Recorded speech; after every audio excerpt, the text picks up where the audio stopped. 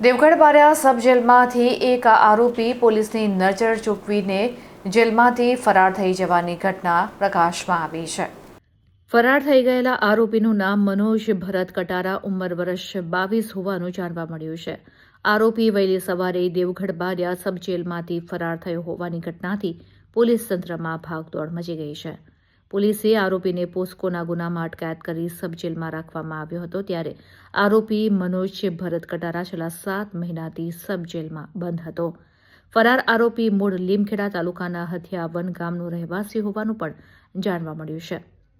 હાલ આરોપી કઈ રીતે અને કઈ પરિસ્થિતિમાં જેલમાંથી ફરાર થઈ ગયો તે અંગે પોલીસ તરફથી કોઈ સ્પષ્ટ માહિતી આપવામાં આવી નથી, જેને લઈને જેલ સુરક્ષા વ્યવસ્થા અને પોલીસની કામગીરી પર અનેક પ્રશ્નો ઊભા થઈ રહ્યા છે। ફરાર થઈ ગયેલા આરોપીને ઝડપી પાડવા માટે સ્થાનિક પોલીસ સહિત જિલ્લા પોલીસ દોડતી થઈ છે અને તપાસ શરૂ કરવામાં આવી છે।